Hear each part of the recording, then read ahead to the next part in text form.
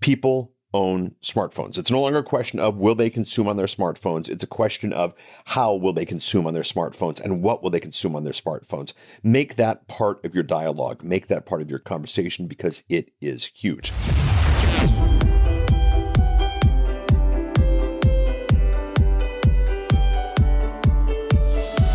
You are listening to the Podcast Report with Paul Colligan. Here's Paul. Every year for the last 20 years, Edison Research has done the infinite dial study.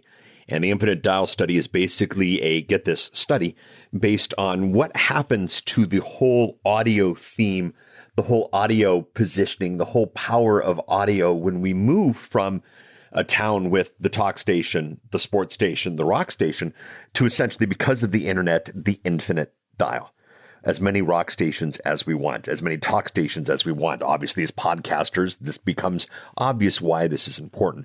What's neat about the infinite dial is it's not just a study of podcasting, it's a study of all internet audio and how it all fits together. I think one of the things that helps me every year when they do the presentation is that you begin to see, okay, wait a minute, podcasting in comparison to internet radio, podcasting in comparison to Pandora, podcasting in comparison to satellite radio.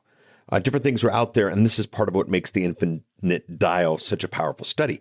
Now, there's a couple things that I really appreciate about the infinite dial that cannot be stressed enough. Number one, it's a real study. It's a real sampling. So many people in this space survey their audience and declare those results as real. They're not. They're what your audience had to say. So many people have gone, well, in my experience, I find that this, and that's great, but that is your experience. You can't take your sampling from a single source. You can't take a small sampling. You can't take a feel, and they don't do that at Edison. If at the beginning of each study, you find out exactly what they did, how many they picked, how they did it, which is huge. Now, the infinite dial is all of internet audio. They do other studies, podcasting share of ear. They did a smart speaker study, but I actually love the infinite dial because it puts it all together. Now, this year, it was the 20th anniversary. That hurt a bit because I just have been following this for a while, and it just makes me old, and, well, I'll deal with it. thepodcastreport.com/144. I've got a link to the slides. I've got a link to the Facebook presentation. I've got a link to everything. What I want to do in today's episode is not recap the study. If you are serious about this space, you need to head out there and you need to watch it. You need to listen to it. But at the same time, what I want to do in this episode is not provide Mystery Science Theater 3000 or director's commentary talk about what it is, but actually just go through the slides quickly. Think of me as your friend, and I like to think of you as my friend. Think of us just kind of going through this together. Here are the slides that matter. Here are the slides that don't matter. What do we do about it? The recording isn't that long, but it is the take home. It is the big idea. It is the commentary on their take home. It's the commentary on their big ideas. And, well, gosh darn it, I think you will do better as a result of combining both the infinite dial and my thoughts on it. So with that said and done, we'll do the tip of the week, and then we'll get to the infinite dial. One of the number one questions that comes up in podcast consulting is, what kind of schedule should I follow for my podcast? Weekly, daily, monthly, bi-weekly, as inspiration hits. What should I do, Paul? What should I do?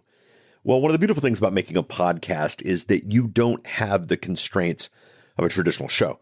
Not only do you not have to give it out at a certain time, but you don't have to make it a certain length. If you only have 15 minutes of information, make a 15-minute podcast. If you're going to go long, go long. Maybe let them know if you can at the beginning, but take your audience with you. And honestly, that process of taking your audience with you is the answer to the question of what is the ideal release schedule for my podcast. See, here's the thing. Ask them. Ask them what they need. Ask them what they want. Ask them how you can serve them. And they usually, most often, will be more than willing to tell you exactly what it is that they need. And then if you listen to them, you can do well. Now, with that said and done, people like patterns. If I get up Monday morning wondering if something's going to happen, I'm not going to go down that path because I'm wondering. But if I get up Monday morning knowing that something specific always happens, i.e. your podcast, I'm going to be in a much better place. If your podcast comes out once a month, I might be in is this the week it comes out? Can't remember. Don't worry about it. If your podcast comes out every other week, is this the week it matters? I don't remember. The podcast comes out as inspired, same sort of thing. But if I know that your podcast comes out every Monday at 8 a.m., I will be much more likely to go for it. So it's the careful balance between people like predictability. People like to know what's going to happen and when it's going to happen. But at the same time, and this is the power of the podcast, people like it when you serve them. Go ahead, ask your audience what serves them best. You might just be surprised with the results. If you head out to the podcastreport.com/144, I have a link to the page at Edison Research that has the slides from the Infinite Dial 2018, the recording of the live Facebook broadcast and all of its tuxedo glory. I recommend heading out there. Use this as a supplement. Definitely consume the whole thing. This is more just a what do we do with it now that we've consumed it. What I want to do is I'm going to go through the slides, and I've just got the computer in front of me. I'm going to go through them. I'm going to tell you what hits me, what makes me think, what you might want to think about it, and we will go from there. First of all, I love the methodology, and I love where they're going, and I love that they take science seriously and all these things, because, boy, not everybody does.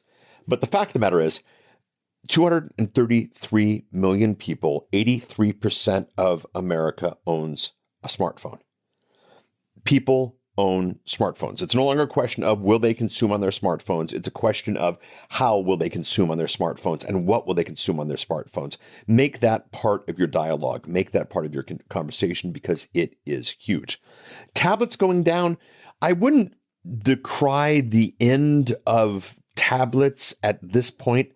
I would certainly consider what other places your audience is looking to things. The fact of the matter is, because of their devices, Amazon's Lady in a Tube, if I say her name, she'll start talking, the Google Home, the Microsoft Cortana, there are other ways to get content. Tablet is not just one of them. It represents a different space than the phone does. And the fact of the matter is, it's still 50%. It's still half of the country. Smart speaker awareness continuing to go up. That's obvious. That's only going to get bigger and bigger and bigger. What's interesting is last year at Podcast Movement, I did my smart speaker presentation, got a huge response to it. And the fact of the matter is, it has more than doubled since then. It keeps getting bigger and bigger. Going to the smart speakers makes a heck of a lot of sense. How the smart speakers break up. Fact of the matter is, yes, Amazon is doing better right now. They won't necessarily always win everything. And it's not a question of what is your Alexa strategy or what is your Google Home strategy. It's a question of what is your smart speaker strategy. Now, if we take something like the number of radios owned in the home, and that information is interesting, but the fact of the matter is people are going to devices now hooked up to the internet to get their content. This is not a podcast strategy. This is not a smart speaker strategy. This is not an internet radio strategy. This is I better put my content on the internet strategy. It's one of the reasons why I love the Infinite Dial so much is it brings it all together. The social media numbers, starting about slide 15, it was interesting that Facebook down a little bit. I would still not decry the impact of Facebook. I would not drop your Facebook strategies. The numbers there are still pretty significant. You don't want to decry anything that is more than 3/4 of this country, and Facebook is interesting there. So going through those slides, don't kill anything yet. But do definitely, again, realize that it's not an issue of the strategy of what you do about Facebook or what you do about Twitter or what you do about Smart Brand X, Smart Speaker X, or Smart Speaker Y. It's a question of how do you make sure your content gets everywhere. We've chatted about this on the show. I really like the distribution strategy that Libsyn has. I would continue to recommend that you think about it. So when it comes to the online audio section, the fact that online audio listening has gone up again, estimated 180 million is this? What is this? Yeah, 180 million is pretty fantastic. The average time spent weekly went down a little bit. I wouldn't worry about that. Car goes up. Everything goes up. You are at a situation where more and more people are getting their content this way. What is your plan? What is your strategy? Now, audio brand awareness, Pandora's position. This is massive. Slide 29 might be the biggest opportunity for you to take advantage of what's coming. Pandora announced, and I will link to it in the show notes, thepodcastreport.com/144. Pandora announced recently that they are coming up with a podcast strategy. So if the number one audio brand in the country is coming up with a podcast strategy, you want to be part of it. You want to monitor it. You want to follow it. Pandora, if you are listening to this, please call me because I think it's going to be pretty fantastic what you guys do. And not only are they most recognized, but they're used. Everything you look at, Pandora just shows a tremendous position, a tremendous place. And remember, the fact of the matter is, every time Pandora streams Britney Spears or Megadeth or James Taylor, I'm trying to get all the different genres there. Every time they do that, they have to pay these people. They don't have to pay when you stream our shows. And so it's a better financial sense for them to offer this in the mix because, gosh darn it, they don't have to charge as much. They've realized the power of it. They've realized the impact of it. They probably paid a lot of money to get that whole NPR Serial Season 2 thing. It's time for Phase 2. Can't wait to see what they do with it. If we jump over to weekly YouTube usage, this is tremendous. 46%, estimated at 129 million. YouTube usage continues to grow. YouTube usage will continue to grow because it's safe, because it's easy, because it's a product that we know what to do with. The YouTube Red product interfaced with the Google Home product lets us, well, gosh darn it, lets us stream audio even though it's video to our desktop or to our smart speakers. And I'll tell you, I'm seeing consumption across the board of podcasts at YouTube, even without the video. Consider that. It's great distribution. The in-car media slides, the fact that AM/FM radio is still such a big part of it, it doesn't show the decline of anything. I do think what's interesting is that podcasting is bigger than satellite radio. I think that's really important. There are huge industries and a lot of money in satellite radio. Podcasting is bigger than that. I think that's tremendously huge. If you go through these slides, it's interesting. The numbers are going up in all the right directions. That's interesting. I do think that 15% of America looking at an in-dash information entertainment systems, interesting. That's a new audience. That's a new place to look at. Audiobooks, the whole bit on audiobooks, to me, is just a model of consumption that you really want to think about. People like this thought. People like Pandora. People like internet audio. People like internet radio. People like audiobooks.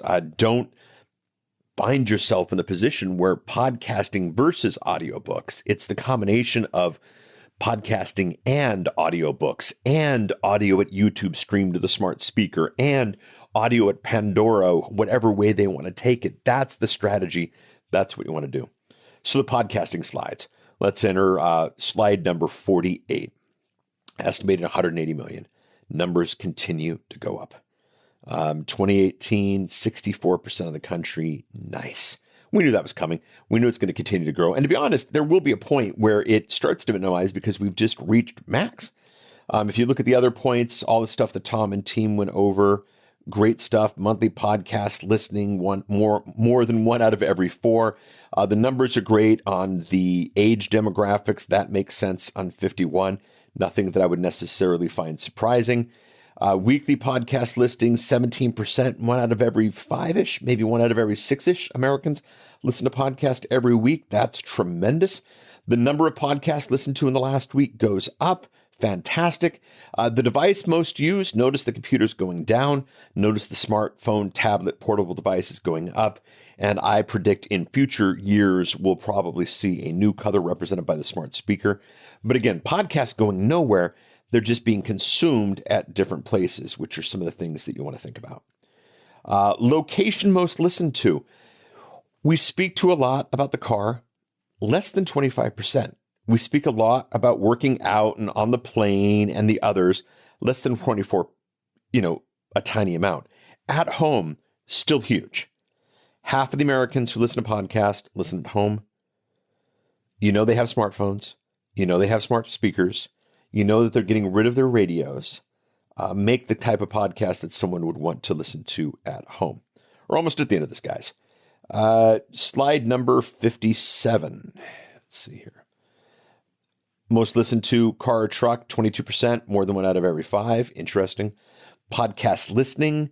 Most of the podcast, we knew that. We're seeing that from the Apple stats. Nothing necessarily to do there. Increased podcast playback speed. I've always thought it was a goofy thing. It's very nerd. This is slide 59. There are some who want to listen at multiple speed. And yes, I love it when podcasters brag about how fast they listen to podcasts, but it's only a small percentage. That is going to go down, I predict, over time as we see more people doing this. Smart speaker adoption, faster than smartphones. Yep. Smart speaker is a huge passion of mine. That was the big presentation last year's podcast movement. We'll see what happens at this year's podcast movement. But yeah, smart speakers faster than anything else. You got to have a plan. You got to have a strategy. AM, FM, it's still the dominant media in the car. I think that's going to change. I wouldn't worry too much about that. The percentage of Americans who use social media has tapered off. Yeah, but it was too much. It's still a predominant, very, very important player. Don't plan a strategy of a social media free world. And streaming audio, the fact of the matter that Pandora remains stable is so huge. The growth in Spotify, we chatted about a couple of episodes ago. Apple Music, not doing that well. Amazon Music, interesting with, of course, the ALEXA. But Pandora is going to be the next play. Pandora is going to be the next interesting spot. If we go to 64, podcasting continues its steady growth. Realize that it will taper at some point. Not in the next couple of years, I think, but it will taper at some point. But as your content is more and more smart speakers, as your content is being, watched, listened to, consumed with YouTube Red in the background, be careful in thinking that tapering means that your audience has gone down a bit. Slide number 65 is just the deal on their future events. Great content. Again, I tried to do this in such a way that I wanted you to watch the video, at the very least, look at the slides, consume these for yourself. Tom and team, thank you. Fantastic job, as always. My job as a podcast consultant is certainly secure for the next several years. We will chat next week. Bye. Thank you, Tom and the team at Edison Research. I realize it's not just Tom. Tom's just the one I know and have known for way too long. We need these numbers. We are better as a result of these numbers. The industry can do better things as a result of these numbers. It is sad that I had to do all that chat at the beginning of this about how you get numbers and how some of the things that others are doing out there just isn't real. But it's important to know that this industry is getting better. This industry is doing better. This industry has some fantastic chances, and it's been proven by people who are good at proving these things. I would love it if you could give a shout out to Edison Research in any form of social media, thanking them for this. This is collected at great expense. Don't you forget that. And then maybe let's chat about this. Let's chat about what the infinite dial means to you. You can head out to podcastreport.com/144. You can follow me on all the social platforms. You can respond to me on all the social platforms. Don't even necessarily have to follow me. Let's have a conversation about this that goes further. Thanks again to Edison. Thanks for listening. We'll chat with you next week. Bye. We love the social interaction here at the Podcast Report. Thepodcastreport.com/Facebook, thepodcastreport.com/Twitter, thepodcastreport.com/insert social platform of your choice. We'd love to hear from you. Love to give you the chance to interact with other listeners of the show. Another thing we'd love to have you do is simply subscribe to the show. If you know what that means, great. Head out to the podcatcher of your choice and subscribe to the show. If you don't know what that means, basically all the big programs, iTunes, Google, Stitcher, all of these platforms give you the ability to subscribe to the show like you'd subscribe to a magazine or a newspaper. And then the minute a new episode comes out, it comes to you automatically. It comes to you without worries about spam or that type of thing. You don't have to visit the website. You don't have to go out to these platforms and see if there's something new. It comes to you automatically. Do that by subscribing. Thepodcastreport.com/iTunes, thepodcastreport.com/TuneIn, thepodcastreport.com/Stitcher. You get the idea. Finally, last but not least, we do have an email address. It's thepodcastreport@outlook.com. We'd love to hear from you. Chat with you next week. Bye.